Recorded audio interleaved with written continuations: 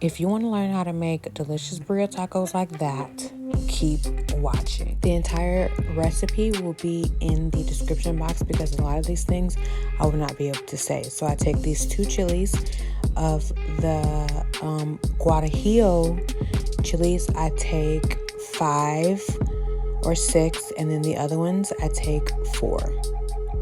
I then cut most of the seeds out. I did not cut them all out because it was a lot. I just cut off the stem and shook them out, and they came out really easily. I got an onion and I chopped it in half, and then I put them in the oven to roast on 350 for 5 minutes. Then I took my roast and seasoned it with onion powder, garlic powder, garlic salt, black pepper, and salt. And then, girl, my cast iron is too small. I know. Okay? I know it's too small. The job still got done. But I'm going to sear each side. Each side stayed there for about 5 minutes. It was very hard to flip this thing, y'all. Very, very hard. So I took my chilies out of the oven and put them straight into the Instant Pot. The ones that did have the the stems on it, it was fine. And then I put my roast on top of the chilies.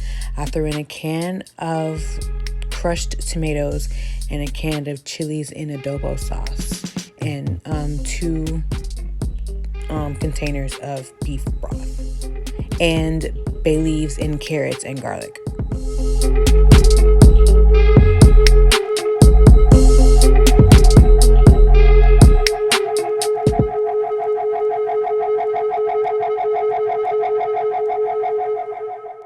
So after the 40 minutes on pressure cook was up, I opened it, and this is how it looks. Doesn't that look delicious? I took the roast out, put it in a bowl so I can drain the liquid from my chilies and stuff.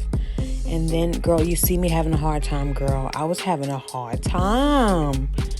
Look at that, though. I had to put it in slow motion so you can see. Look at that. Ooh, girl, look at that. That was delicious. You was delicious, girl. So I then grabbed all of my chilies and my carrots and my vegetables, and I blended it up. I blended it for about a minute, and then I drained the rest of the liquid off with a strainer.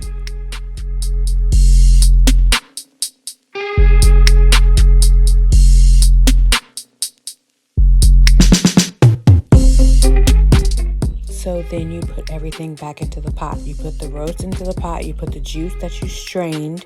Don't forget the juice that you strained, because if you don't, it's gonna taste like chilies and like nothing but chilies and thick and nasty. So you have to add that juice back in there.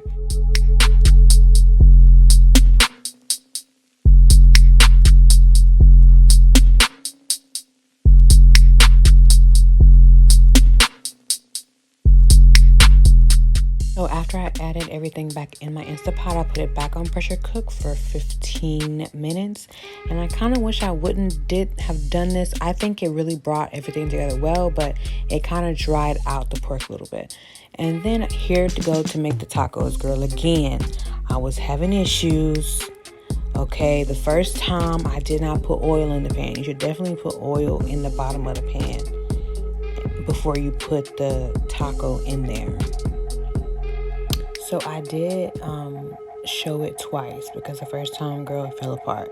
So I put oil in the bottom of the pan, dipped my corn tortilla in the juices from the pork, and then put it back into the pan. And then I held the middle down so you won't just crease the edges. And I flipped it, put my cheese on it, put my meat on it, put a little bit more Jesus sauce, girl, because it's good. It's good, girl. And then close it up and flip it as many times as you feel you need to.